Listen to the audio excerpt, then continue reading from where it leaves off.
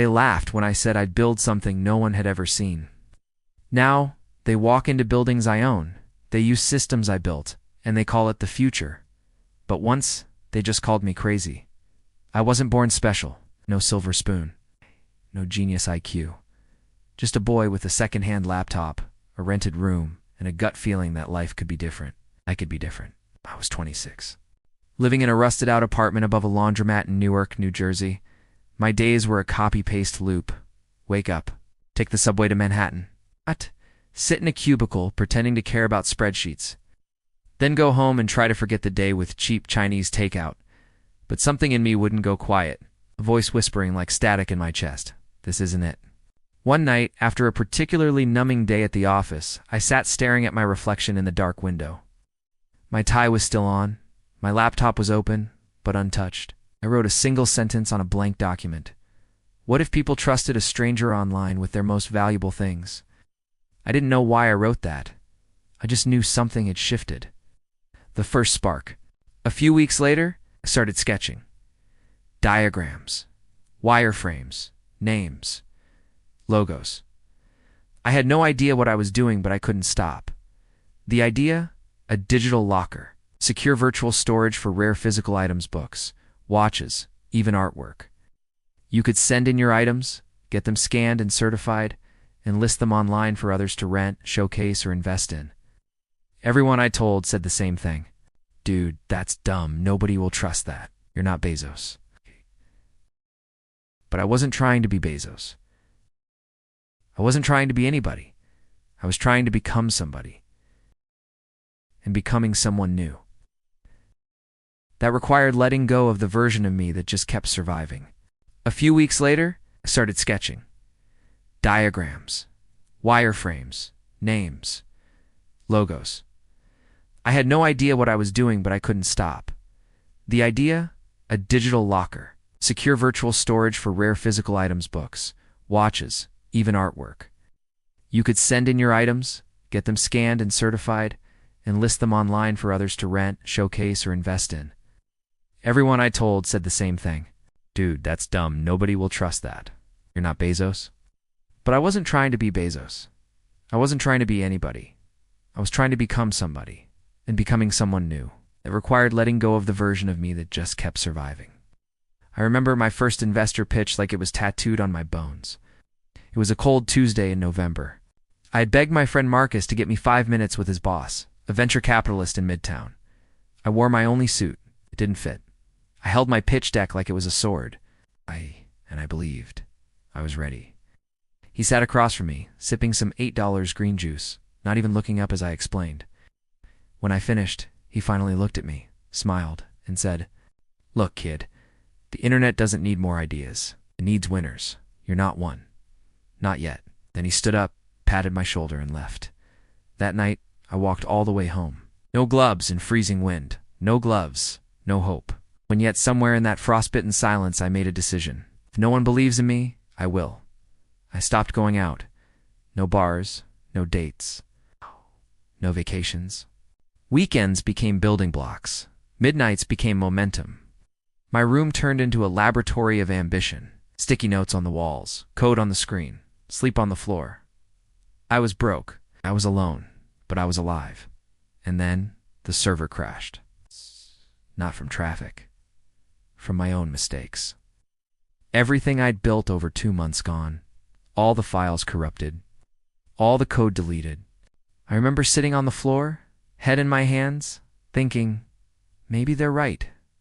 Maybe I am just a dreamer. But then I looked up and saw the sticky note I'd scribbled on day one. What if I'm right and they're all wrong? I rebuilt everything, line by line, pixel by pixel. Sleep was optional. Doubt wasn't. 3 months in, I had $87 left in my account. My landlord warned me, one more missed payment and you're out.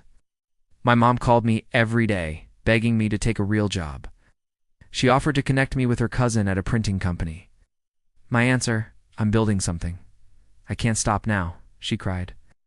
I nearly did too, but I didn't stop, because when you're all in, there's no such thing as halfway back.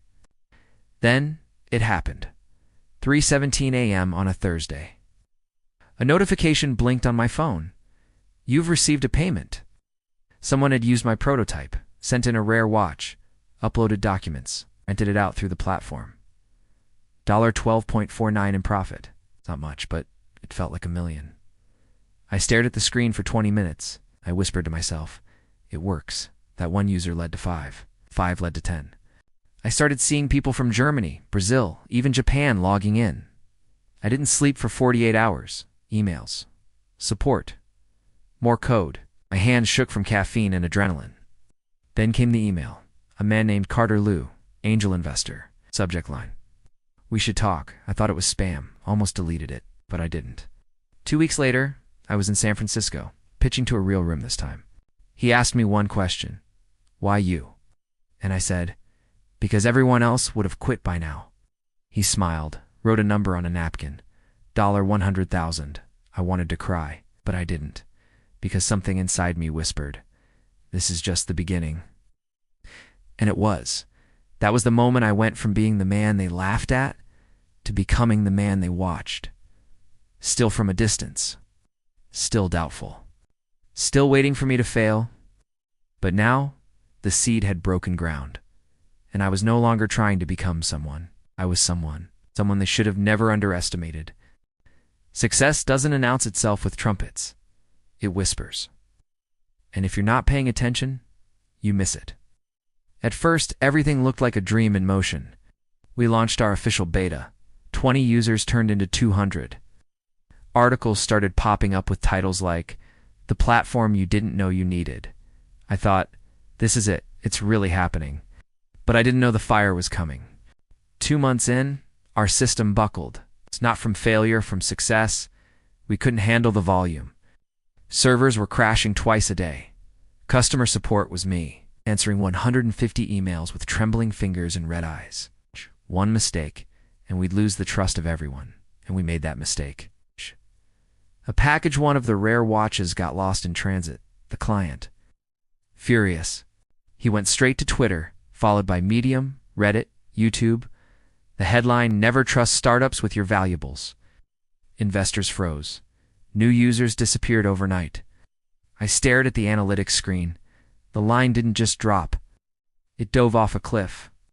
3 days later, I sat across from our first investor, Carter Liu. He looked me in the eyes and asked, do you want to fix this? Or fold it?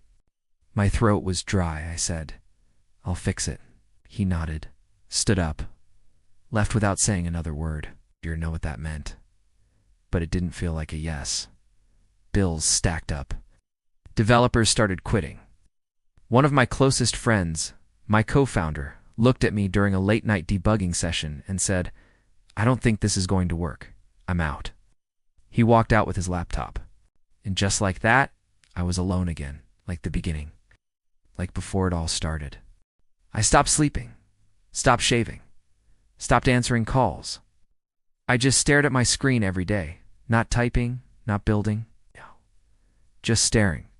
One night, around 2 a.m., I walked to the mirror. I didn't recognize the man staring back. He looked tired, broken, beaten, but beneath the exhaustion, there was still a flicker, a whisper, the same one from the beginning. If you stop now, everything they said becomes true. The next morning, I made a decision. I sold my car. Canceled everything Netflix, groceries, even my phone plan. I emailed everyone who had ever signed up, one by one, apologized, explained, promised. Some replied, most didn't, but a few said something unexpected. I believe in what you're doing. Don't quit. I've been waiting for something like this. Keep going. Screw the big guys. You're different. Those words felt like oxygen. I learned to code better, fixed our storage security, partnered with a small courier firm instead of big shippers. It was painful, ugly, desperate, but it worked. Slowly, users came back. Then more. One day, a tech influencer used our platform without telling us. She posted a video. The coolest site I've used this year, 3 million views. Our servers banned. But didn't break. But even as things picked up again, something inside me had shifted. I wasn't chasing success anymore. I was running from failure, and it was killing me. I stopped talking to my parents, Stopped answering texts from old friends. The company was growing, but I was shrinking. One night, I passed out in the office. Literally. Woke up with a nosebleed. On the floor, phone buzzing beside me with calendar alerts I couldn't even remember setting. I realized I had become everything I once promised I wouldn't. I wasn't free. I was trapped in my own machine. That night, I went outside, stood barefoot in the parking lot behind her warehouse. Sky full of stars, silence full of questions. And I asked myself, what do you want now? Is it still your dream, more just a prison you built from your pride? I didn't have the answers, but the silence answered for me. I wanted to build something that gave people trust, not just stuff, not just status, but belief. In others, in themselves, and to do that, I had to come back. Not just as a CEO, but as the man I used to be. The one they laughed at. The one who didn't care about headlines. The one who wrote that first sentence on a blank screen. I called my mom the next day. I told her I was okay, that I still believed, that I'd lost a lot money, time, people, but I'd found something deeper, a reason, and that reason was about to change everything. They still watched me, but now, in silence, not with laughter, not with ridicule, but with something else. Curiosity, maybe even respect. I wasn't on magazine covers. I didn't drive supercars, no yacht, no private jet. But I had something better. Peace.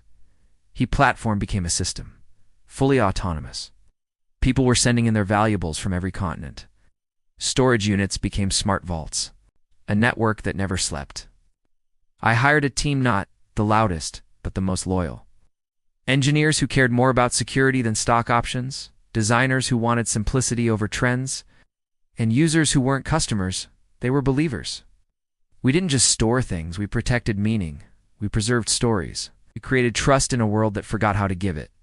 Somewhere along the way, the headlines came back, but I didn't care anymore. What mattered wasn't how loud the world got, but how quiet I had become inside. I could walk the streets without being recognized, and I liked it that way. I didn't want fame. I wanted freedom. None of the people who laughed ever called. No one said sorry. No one admitted they were wrong. And that was okay, because their voices no longer lived in my head. What once fueled my fire had turned to ash. Years later, I wrote a letter.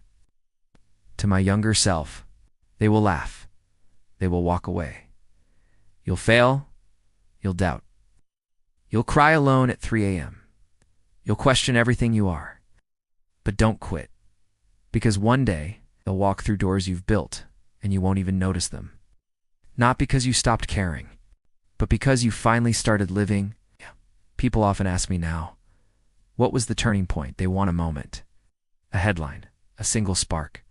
But the truth? The turning point wasn't a moment. It was a decision. It's a decision to keep going when no one else would.